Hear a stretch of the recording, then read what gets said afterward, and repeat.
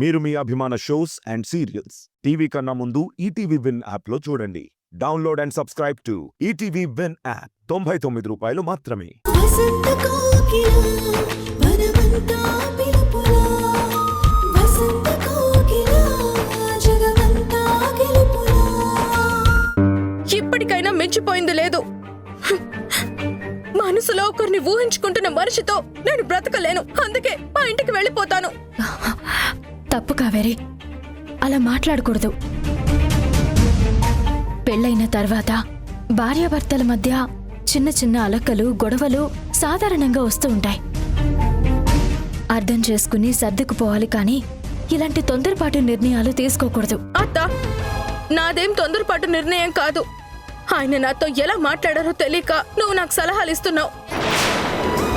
ఒక భార్య భర్త ఏం చేసినా భరిస్తుంది, కానీ మనసులో తనకి స్థానం లేదని తెలిసినప్పుడు సర్దుకుపోలేదు, సైలెంట్ గా ఉండిపోదు.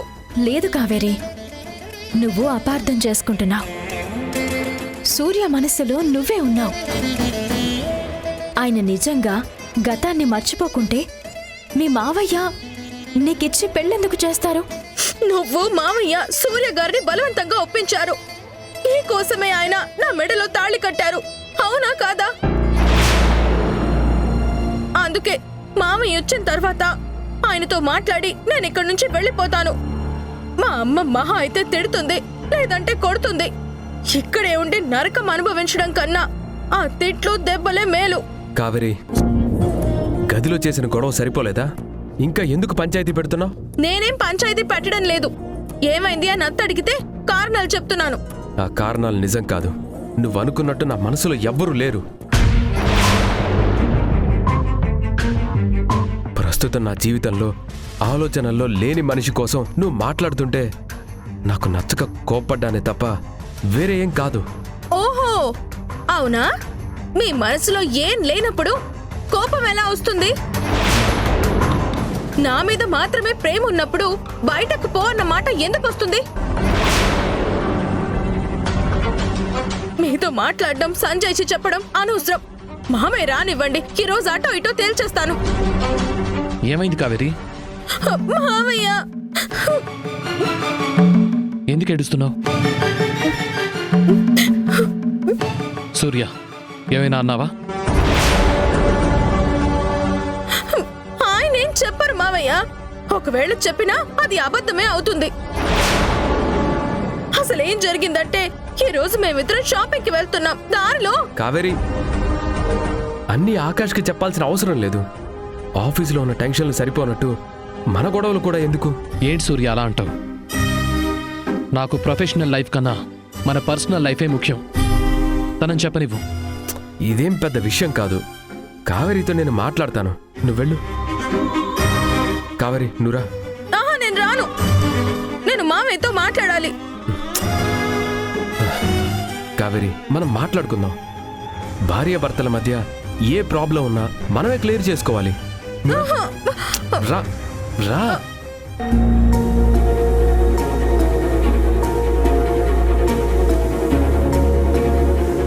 ఏమైంది సంధ్య?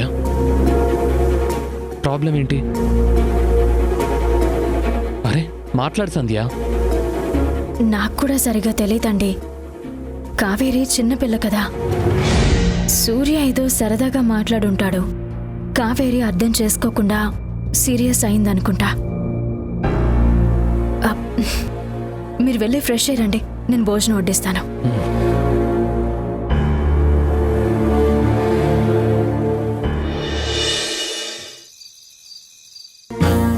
ఒక్క క్షణం కూడా మీ కళ్ళ ముందు ఉండకూడదని చెప్పిన మీరు మళ్ళీ ఎందుకు లోపలికి తీసుకొచ్చారు? నేను ఇక్కడ ఉండను, మా ఇంటికి వెళ్ళిపోతాను. ఎప్పుడు పడితే అప్పుడు ఇంటికి వెళ్ళిపోతానంటే పంపించడానికి ఇదే హాస్టల్ కాదు, నేనే వార్డెన్ని కాదు. నాకు మాత్రం ఈ గది హాస్టల్ కన్నా దారుణంగా ఉంది. అనవసరంగా నన్ను లోపలికి తీసుకొచ్చారు. చూడు, నీ మీద ప్రేమ పొంగిపోయి తీసుకురాలేదు. నువ్వు చేసే గొడవ వల్ల, సృష్టించే సమస్యల వల్ల ఆకాష్ సంధ్యల మనశ్శాంతి డిస్టర్బ్ అవ్వకూడదని లోపలికి లాక్కొచ్చాను. మొదటి భార్య గురించి తలుచుకొని సమస్య సృష్టిస్తుంది మీరు. దానివల్ల ఎంత బాధపడుతున్నానో నాకే తెలుసు. ఆ విషయం మామయ్యకి చెప్పకుండా ఎందుకు ఆపారు? ఎందుకంటే నా మొదటి భార్య మీ మొదటి భార్య వద్దని చెప్పిందా? ఆ ఆత్మ వచ్చి ఆగమని చెప్పిందా? నోర్మయ్, నోటుకొచ్చినట్టు వాగితే ఊరుకునేది లేదు. నువ్వు ఇంట్లోకి రాకముందే నేను నా గతాన్ని, మొదటి భార్యని మర్చిపోయాను. నమ్మినా నమ్మకపోయినా ఇదే నిజం. నా జీవితంలో ఇప్పుడు భార్య స్థానంలో ఉన్నది నువ్వు మాత్రమే. నా జీవితం గురించి ముక్కు మొహం తెలియని వాళ్ళతో పంచుకోవడం ఇష్టం లేకే నీ గురించి చెప్పలేదు. ఆ పూలమ్మే ఆవిడికి చెప్పకపోవడమే నీ సమస్య అయితే రేపే వెళ్ళి నిన్ను పరిచయం చేస్తాను.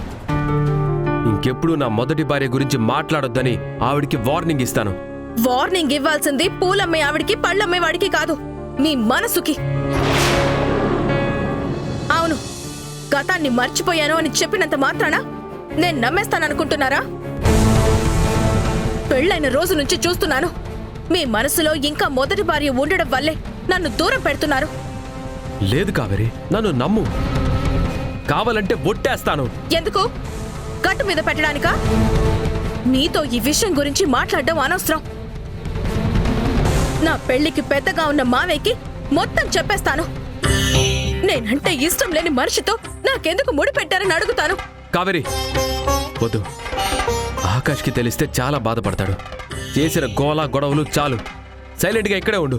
నేనుండను, ఇప్పుడే వెళ్ళి చెప్తాను. హే, ఈ రోజు ఏదైతే అదే అవుతుంది. అరే, నా మాట విను. నేను మీ మాట వినను. నా మాట విను. మీ మాట వినను. కావేరి. సూర్య,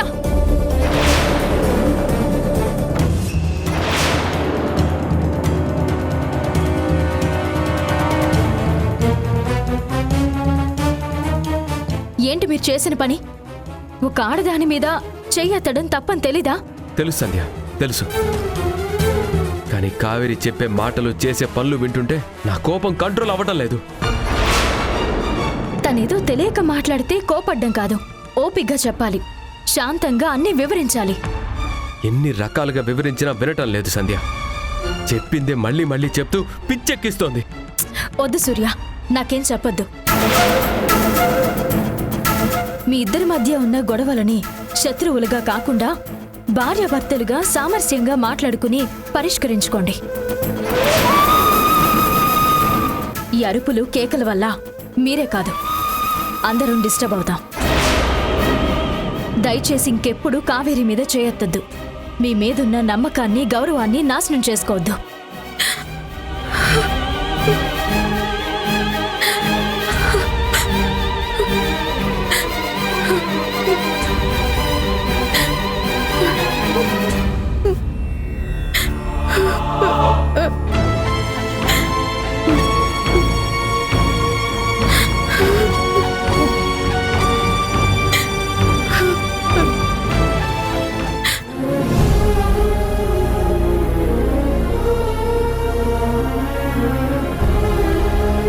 సంధ్య, సూర్య కావేరి విషయంలో మనం ఏమైనా తొందరపడ్డామా? ఏంటండి సడన్ గా అలా అడుగుతున్నారు? సడన్ గా అని కాదు, కానీ కొద్ది రోజుల నుంచి వాళ్ళ మధ్య డిస్టర్బెన్స్ చూస్తున్నాం కదా, అందుకే డౌట్ వచ్చింది. అబ్బే, అలాంటిదేం లేదండి. వాళ్ళది అరేంజ్డ్ మ్యారేజ్ కదా, ఒకరినొకరు అర్థం చేసుకోవడానికి కొంచెం టైం పడుతుంది. ఏమో సంధ్య, నా భయమంతా వాళ్ళ భవిష్యత్తు కోసమే. కావేరి ఇష్టపడుతుందని సూర్య నొప్పించి మనమిద్దరం పెళ్లి పెద్దలుగా నిలబడి ఇద్దరిని ఒక్కటి చేశాం. రెండో పెళ్లివాడికి కావేరిని ఇవ్వడానికి అక్క భయపడితే నేను కన్విన్స్ చేశాను. ఇప్పుడు వాళ్ళిద్దరి మధ్య దూరం పెరిగితే నేను అక్కకేం సమాధానం చెప్పాలి? సూర్య జీవితం, కావేరి భవిష్యత్తు ఏమైపోతుందో అని తలుచుకుంటేనే నాకు భయంగా ఉంది. వాళ్ళకేం కాదు. నలుగురి ముందు గొడవ పడినా 4 గోడల మధ్య ఒకరినొకరు అర్థం చేసుకుంటారు. భార్యాభర్తల బంధం అంటే అంతే కదండి. అయినా మన జీవితం, వాళ్ళ జీవితం ఒకలాంటిదే అని చెప్పిన మీకు ఇలాంటి డౌట్ రావడం చాలా విచిత్రంగా ఉంది. మన జంట, వాళ్ల జంట ఒక్కటి కాదు అనిపిస్తోంది సంధ్య. పెళ్లైన కొత్తలో నువ్వు నా మొదటి భార్య సంధ్యలా ఉండాలని, నీ ప్రేమ మొత్తం నాకే దక్కాలని కోరుకోవటం వల్ల మన మధ్య వాదనలు, గొడవలు జరిగేవి. కానీ వీళ్ళిద్దరి మధ్య గొడవలకు కారణం ఏమై ఉంటుందో నాకు తెలియటం లేదు. సూర్యని అడిగితే చాలా చిన్న విషయం అంటాడు. కావేరేమో పెద్ద ఇష్యూ అన్నట్టు అరుస్తోంది. వాళ్ళిద్దరి మధ్య ఏం జరుగుతుందో నాకేం అర్థం కావట్లేదు. అపార్థాలు మనస్పర్ధలు తప్ప వేరే ఏం కాదండి. కావేరీది చిన్నపిల్ల మనస్తత్వం, సూర్య మెచ్యూర్డ్గా ఆలోచిస్తాడు. ఆ గ్యాప్ వల్లే చిన్న చిన్న గిల్లి కజ్జాలు. మీరు వాళ్ళ గురించి ఎక్కువగా ఆలోచించడం వల్ల పెద్ద గొడవల్లా అనిపిస్తున్నాయి. ఎక్కువ ఆలోచించడం కాదు, పెళ్ళైన తర్వాత నుండి వాళ్ళిద్దరూ సంతోషంగా ఉంటే చూడాలనుకుంటే అసలు అవకాశమే దొరకట్లేదు. అవకాశం కాదు, మీకు టైం దొరకడం లేదు. సూర్య ఆఫీస్కి వెళ్ళిన తర్వాత కావేరి ఎంత మిస్ అవుతుందో తెలుసా? తన గురించే మాట్లాడుతూ ఉంటుంది. సూర్య కూడా ఇంతకు ముందు కన్నా ఇప్పుడు కావేరితో బాగానే ఉంటున్నాడు. కాకపోతే చెప్పాను కదా, చిన్న చిన్న వాదనలు. తొందరలోనే అవి కూడా సర్దుకుంటాయి. నీ మీద నాకు చాలా కోపంగా ఉంది. కోపమా? ఎందుకు? నా మీద ప్రేమ తగ్గినందుకు. ఎవరు చెప్పారు? నాకు తెలుస్తుంది. ఇదివరకు వారానికి ఒకసారి బయటికి వెళ్ళేవాళ్ళం. ప్రతి వీకెండ్ కబుర్లు చెప్పుకుంటూ సరదాగా ఉండేవాళ్ళం. ఇప్పుడు అవన్నీ మిస్ అవుతున్నాను. ఒక సినిమా లేదు, సరదా లేదు, ముద్దు లేదు, ముచ్చట లేదు. ఏంటి? ముద్దు లేదు, ముచ్చట లేదా? Oh shit! ఒక మగాడిగా మొగుడిగా నా పరువు మర్యాద మొత్తం మల్కంపేట చెరువులో కలిసిపోయింది. దానికి ముందు సినిమా అన్నాను, షికార్ అన్నాను, కబుర్లు అన్నాను. ఇవేవీ గుర్తులేదు, దేనికి సమాధానం చెప్పలేదు. అదే ముద్దు ముచ్చట అనగానే మాత్రం ఆకలితో ఉన్న పులికి వేట దొరికినట్టు మూడు మార్చేసుకుని మాట్లాడేస్తారే. అంటే అవన్నీ కొంచెం టైం పట్టేవి కదా. ముద్దు ముచ్చట అంటే ఇన్స్టంట్గా తీర్చే కోరికలు కాబట్టి. అయ్యో, పాలు తోడుపెట్టడం మర్చిపోయానండి. వెళ్ళొస్తాను. ఏ సంధ్య, 2 నిమిషాల్లో వచ్చేస్తాను. ఆకలితో ఉన్న పులి అని పొగిడి ఇలా కడుపు మార్చి వెళ్ళటం కరెక్ట్ కానే కాదు.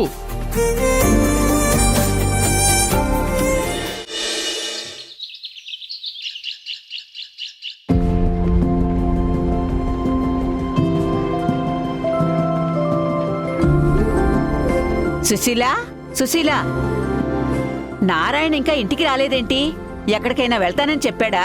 నానమ్మా, నీ ఓవర్ యాక్షన్ కాకపోతే నీకు చెప్పకుండా నాన్న ఎక్కడికైనా వెళ్తారా? ఒకవేళ వెళ్ళినా నువ్వు ఊరుకుంటావా? ఊరుకోవడం కాదే పిచ్చిమొహం. బయటికి వెళ్ళి చాలా సేపైంది కదా, ఆలస్యం అవుతుందని ఏమైనా ఫోన్ చేశాడా అని అడుగుతున్నాను. ఏం లేదత్తయ్య, ఇప్పుడే వచ్చేస్తారు. సడన్ గా నాన్న గురించి టెన్షన్ పడుతున్నావంటే ఏదో పెద్ద కారణమే ఉందన్నమాట. ఏంటది? ఇంకేముంటుంది, నీ పెళ్లి గురించే. పెళ్లి చూపులకు వచ్చిన వాళ్ళు ఇంటికి వెళ్ళిన వెంటనే కబురు పెడతాము అన్నారు కదా, ఇంకా ఫోన్ చేయలేదేంటా అని అడుగుతున్నాను. చేస్తే చేస్తారు, లేకపోతే లేదు. దీని గురించి ప్రత్యేకించి నాన్నని అడగడం ఎందుకు? ఏది మనకి కొత్త కాదు కదా. ఒరే నారాయణ, అబ్బాయి తరపున వాళ్ళు ఫోన్ ఏమైనా చేశారా? లేదమ్మా, కానీ ఈసారి మాత్రం మంచి జరుగుతుందని నాకు నమ్మకంగా ఉంది. ఏడ్చినట్టే ఉందిరా. ఎవరికి కావాలరా నీ బోడి నమ్మకం? ఆ బ్రోకర్ గాడికి ఫోన్ చేసి కనుకో, కనీసం అతనైనా ఏమైనా చెప్తాడేమో. వాళ్లే ఫోన్ చేస్తానని చెప్పారు కదా అత్తయ్య, మనం చేయడం అంటే. చేస్తే ఏమవుతుందంట? పెళ్లి చూపులు చూసుకుని వెళ్ళిన వాళ్ళు అవునో కాదో చెప్పాలి కదా. అప్పుడు కదా మనం ముందుకు వెళ్ళాలా వద్దా అని తేల్చుకునేది. ఆ జ్ఞానం ఎలాగో వాళ్ళకి లేదు, కనీసం మనకైనా ఉండాలి కదా. ఇప్పుడు ఏం చేయమంటావే? నా తలకి నూనె రాసి జడవేయిరా. అమ్మా, లేకపోతే ఏంట్రా? ఇంత చెప్పిన తర్వాత కూడా ఏం చేయనని ఎలా అడుగుతున్నావు? ముందు ఆ పేరెక్ ఫోన్ చేసి మాట్లాడు.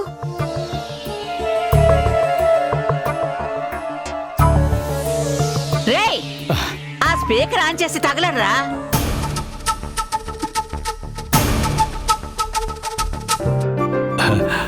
నారాయణ గారు చెప్పండి. అదేనండి, పెళ్లి సంబంధం ఏమైందని కనుక్కుందామని. వాళ్ళేమైనా చెప్పారా మీకు? అయ్యో, వేరే పనిలో పడి విషయం చెప్పడం మర్చిపోయాను. లోక్నాథ్ గారు గంట ముందే ఫోన్ చేశారండి.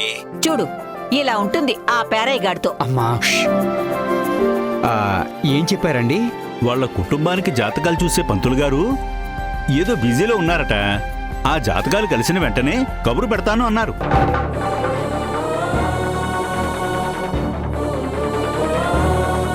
చాలా రోజులయ్యింది, ఇంకా జాతకాలు చూపించిపోవడం ఏంటండి? అక్కడ విన్న మాటలు మీకు, మీరు చెప్పే మాటలు అక్కడ చెప్పడం తప్ప కారణాల గురించి గట్టిగా అడగలేం కదండి. అంటే సంబంధం తీసుకొచ్చింది మీరే కదా, మీకు తెలుసుంటుందేమో అని అడిగాను. అబ్బే తెలీదండి. తెలుసుంటే మీకు చెప్పకుండా ఉంటానా? అన్నీ మనం అనుకున్నట్టు జరగవండి. ఈ పెళ్లి విషయంలో అయితే మరీ దారుణం.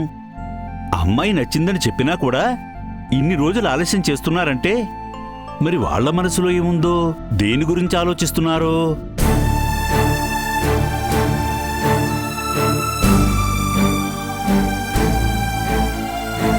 రేపొకసారి నేనే వాళ్ళ ఇంటికి వెళ్ళి వివరం కనుక్కొని మీకు ఫోన్ చేస్తాను. సరే శాస్త్రి గారు, మీ మీదే నమ్మకం పెట్టుకున్నాం. ఎలాగైనా సరే ఈ సంబంధం ఓకే చేయించండి. అయ్యో తప్పకుండా. ఉంటాను మరి.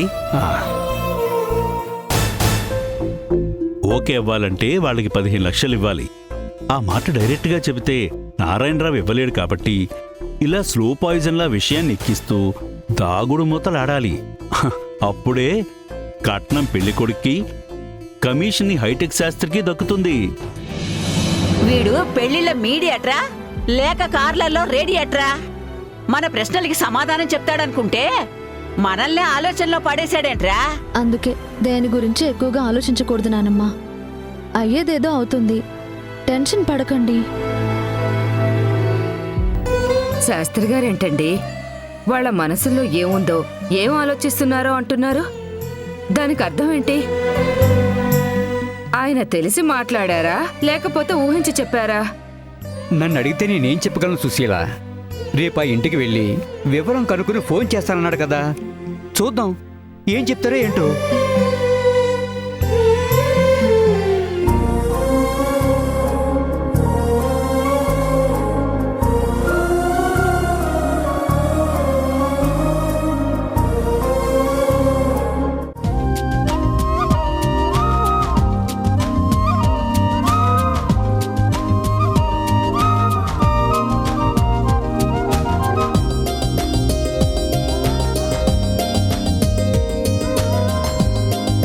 సూర్య, కాఫీ తాగుతారా?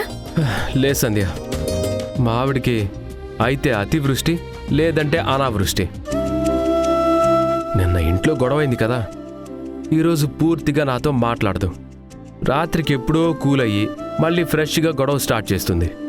నేను వెళ్ళి కాఫీ తీసుకొస్తాను. వద్దు సంధ్య, అంత పని చేయకు. నువ్వు నా కాఫీ తీసుకురావటం చూసిందంటే రాత్రికి స్టార్ట్ అవుతుందన్న గొడవ ఇప్పుడే మొదలవుతుంది.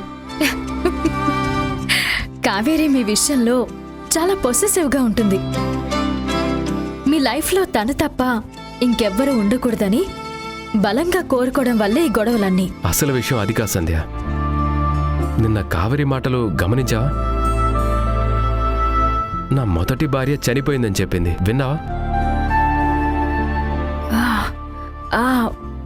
నేను కూడా మీతో ఇదే విషయం మాట్లాడాలనుకున్నాను. ఓ అవునా?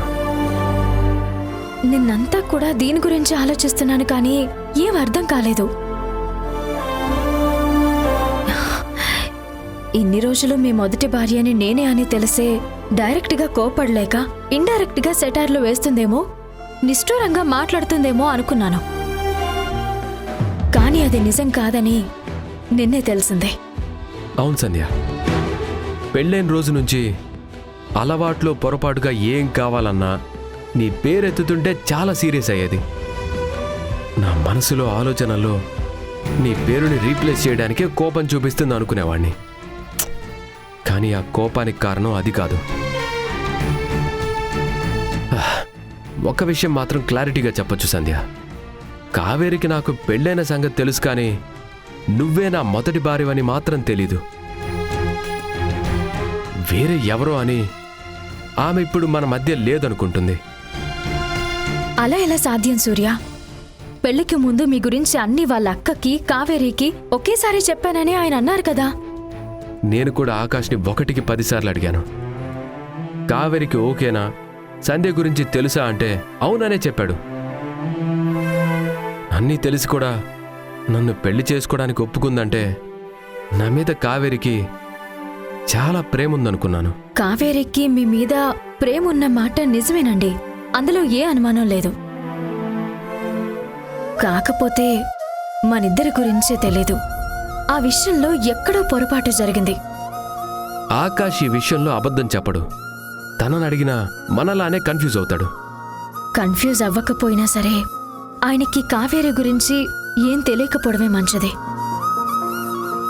నిన్న రాత్రి కూడా కావేరి ఎందుకు అరుస్తుంది, నాతో ఏం చెప్పాలనుకుంటుంది అని అడిగారు. నేనేదో కవర్ చేసి మేనేజ్ చేశాను. ఇప్పుడు ఆయనకి మీ మొదటి భార్య విషయమై కావేరి గొడవ పడుతుందని తెలిస్తే తట్టుకోలేరు సూర్య. పెళ్లి పెద్దలుగా ఉండి కూడా ఇంత పెద్ద నిజం కావేరికి తెలియకపోవడం తన పొరపాటే అని బాధపడతారు. ఈ సమస్య ఇంకా పెద్దదైతే అంతా తన వల్లే అని మెంటల్గా చాలా డిస్టర్బ్ అవుతారు. ఈ ప్రాబ్లం అంత దూరం వెళ్లకుండానే మనమే పరిష్కరించాలి. అదే ఎలా సంధ్య? కావేరికి నేనే మీ మొదటి భార్యని అన్న నిజం తెలియకుండా ఎలా మిస్ అయింది, ఎవరి వల్ల మిస్కమ్యూనికేషన్ జరిగింది, ఆ విషయం తెలుసుకోవాలి.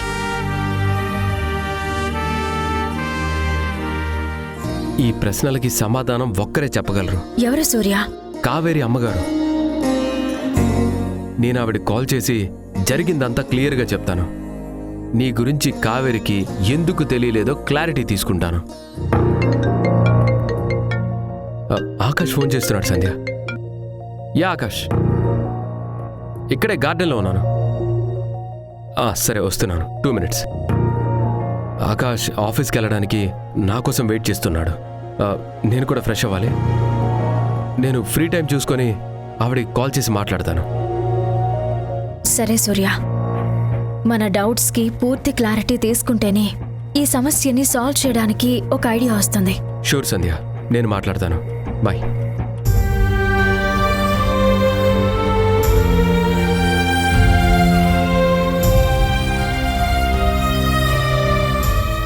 సూర్య గారి మొదటి భార్య చనిపోయిందనుకున్నాను, కానీ ఆవిడింకా బ్రతికే ఉందంట కదా.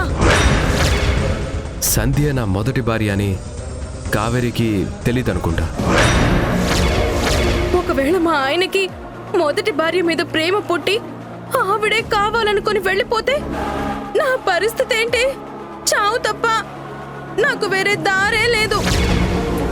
నేను ఇంకా నా మొదటి భార్య జ్ఞాపకాల్లోనే బ్రతుకుతున్నానని తనకు ఆల్రెడీ అనుమానం మొదలైంది.